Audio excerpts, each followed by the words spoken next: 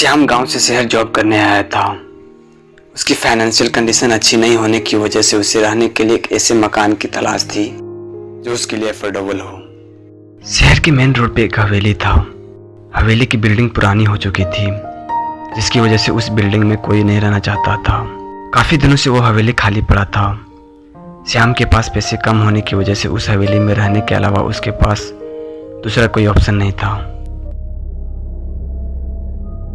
जब श्याम पहली बार हवेली में घुसा तो उसे वहाँ एक अजीब सी ठंडक महसूस हुई। वो अपने रूम में गया तो उसे ऐसा महसूस हुआ जैसे उससे पहले कोई उस रूम में था। पर इस बात को अपने मन का वहम मानते हुए अपना सामान शिफ्ट करने लगा।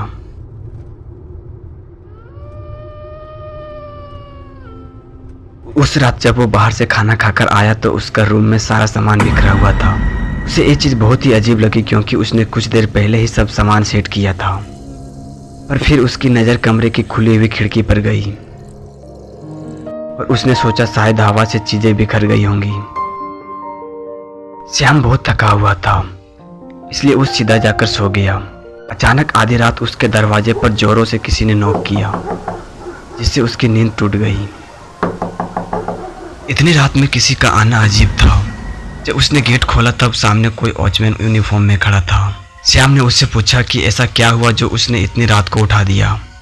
श्याम के बार बार पूछने से भी वो कोई जवाब नहीं दे रहा था। अब श्याम के सामने कोई नहीं था। एक सेकंड के लिए वो घबरा उठा। वो बिल्कुल नहीं समझ पा रहा था कि उसके साथ अभी क्या हुआ था। यह सोचते हुए वो वापस जाकर लेट गया, लेकिन उसके लेटते ही दरवाजे पर फिर से खटखट शुरू हो गया। इस बार श्याम ने गुस्से में दरवाज़ा खोला। वही वॉचमैन वहाँ खड़ा मुस्कुरा रहा था। उस वॉचमैन ने बताया वो खुद भी टॉर्च लेने गया था। उसने बताया कि वो पास के लॉज में रहता है और वो सालों से इस हवेली की देखभाल कर रहा है। उसने बताया कि शायद श्याम के रूम का नल खुला हुआ है, जिसकी वजह से टंकी खाली हो गई है, इसलिए वो इतनी रात में श्याम को उठाने आया था। उस रात से धीरे धीरे श्याम का वॉचमैन के साथ दोस्ती हो गई। उन दोनों की रोज़ बहुत सारे बातें होती थी। उस वॉचमैन की इवनिंग शिफ्ट होने की वजह से वो शाम में ही आता था। ऐसा करते हुए 1 महीना हो चुका था। 1 महीने बाद श्याम को एक मैसेज आया। मैसेज में हवेली से जुड़े कुछ डिटेल्स थी, लेकिन मैसेज पढ़ते हुए श्याम एकदम शॉकिंग हो गया। मैसेज हवेली के ओनर का आया था। उसमें लिखा था वॉचमैन अपॉइंट करने की। श्याम को लगा कि उसे कोई कन्फ्यूजन हुआ होगा। मालिक के पास कॉल करने से पता चला कि वहाँ से सालों से कोई वॉचमैन नहीं था। श्याम को ये सब बहुत अजीब लगने लगी। उसे अब लगने लगा वो वॉचमैन जो हर रात उसे मिलता है वो कोई चोर होगा। श्याम ने सोचा कि अब वो उस वॉचमैन से दूर ही रहेगा। श्याम उस रात उस वॉचमैन के बारे में सोचते सोचते ही सो गया। लेकिन फिर देर रात दरवाजे पर जोरों से नॉक हुई। श्याम ने उठकर दरवाज़ा खोला तो उसके सामने वही वॉचमैन खड़ा था। वो श्याम से नॉर्मली बातें करने लगा जैसे हमेशा बातें करता था, मगर श्याम के बिहेवियर में कुछ अजीब था जो कि उस वॉचमैन ने नोटिस कर लिया। श्याम उसकी तरफ ना देखने की कोशिश कर रहा था और बार बार पूछने के बाद भी श्याम ने कुछ नहीं बोला तो वो वॉचमैन गुस्सा होने लगा। अचानक श्याम के रूम की सारी लाइटें जोरों से फ्लिकर करने लगी। श्याम ने अब जैसे ही उस वॉचमैन की तरफ देखा उसके होश उड़ गए। वॉचमैन की शक्ल शैतानी हो गई थी।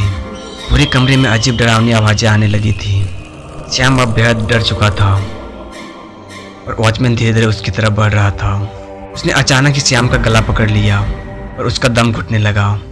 वो वॉचमैन जो अब शैतान बन चुका था बस बार बार यही कहने लगा कि श्याम ने भी उसकी दोस्ती नकार दिया और अब उसे सजा देगा। श्याम जोरों जोरों से चिल्लाने लगा। अचानक ही उसकी आवाज़ें सुनने के बाद वहाँ पड़ोस के कुछ लोग आ पहुँचे।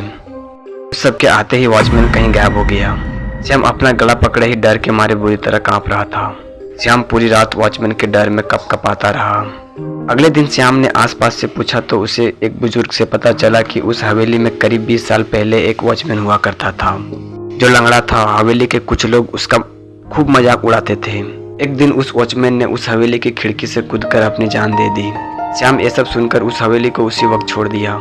श्याम शायद अपने इस भयानक एक्सपीरियंस को कभी नहीं भूल पाएगा और उस हवेली में उस वॉचमैन की आत्मा एक दोस्त की तलाश में हमेशा भटकती रहेगी।